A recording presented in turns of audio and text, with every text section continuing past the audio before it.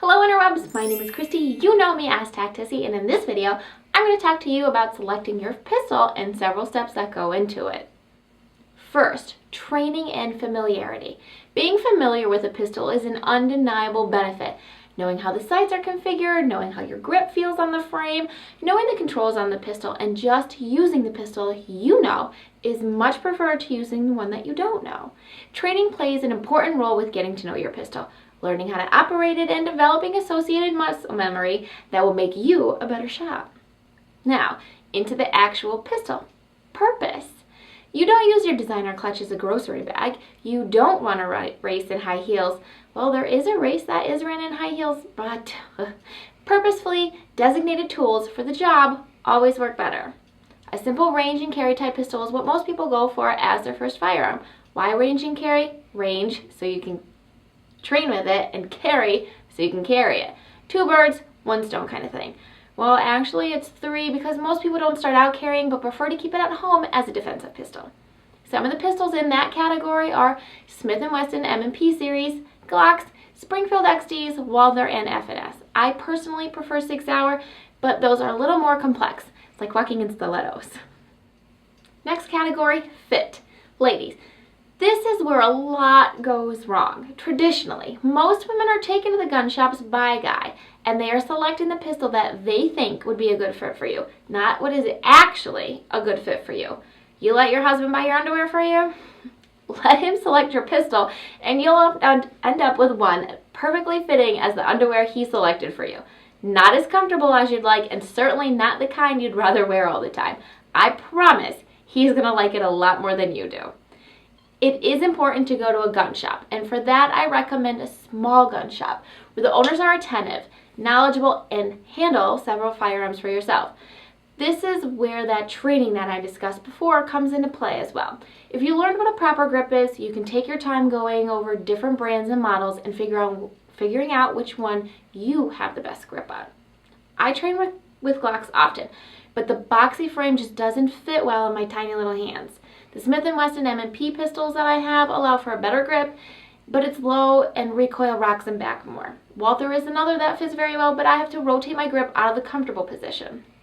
SIG P220s and 226 allow for a perfect grip for me. Also, if there is one in your area, find a range that will allow you to rent the pistol that you intend to purchase and test fire that pistol. I would really suggest looking for that option. It does make a world of difference to try before you buy. I wouldn't dare buy an evening dress before I tried it on, and I'm sure you wouldn't either. Just like with your pistol, fit makes the whole ensemble come together. Next category, action and design. I strongly believe that a striker-fired semi-automatic pistol is an optimal choice for a beginner. Striker-fired pistols have one consistent trigger pull that's easy to learn and easy to get comfortable with, which results in greater accuracy on target faster. Double action only and single action double action pistols are fantastic, but are a little more complex, and a long hard pull of the double action only pistol is difficult to handle for new shooters. As for design, you need to consider how difficult it will be to take apart and reassemble. Some pistols are as easy as rack the slide back, flip down the flag, move the slide forward, and it comes right apart.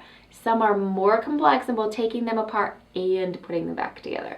Smith & Wesson M&P models, Springfield XD, XDM, and XDS models are great examples of striker-fired pistols that are really easy to take apart and reassemble.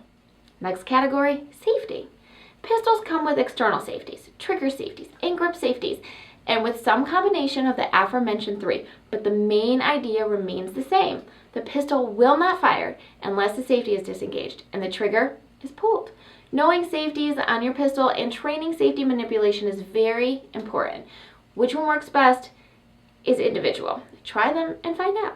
On a side note, most of the pistols that I use don't have any external safeties, but I would not recommend these to beginners.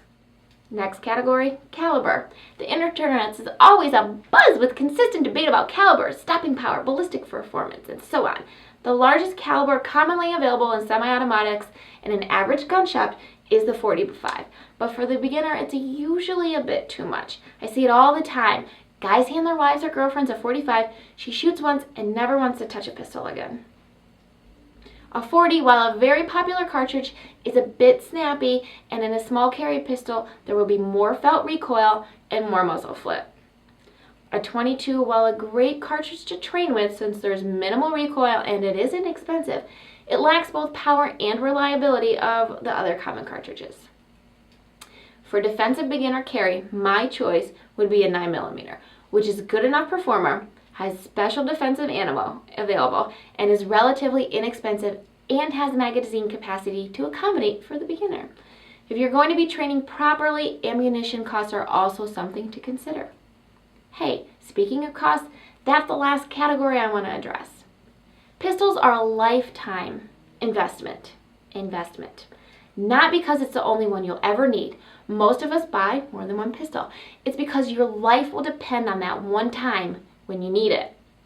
You don't need to buy the most expensive one on the market, but the cheap ones are, well, you get what you pay for. A good reliable firearm from a reputable manufacturer is about $400 and up, with most of them being around $600. I would advise saving up a little and buying the pistol that fits you the most. Don't skimp on a bit of money.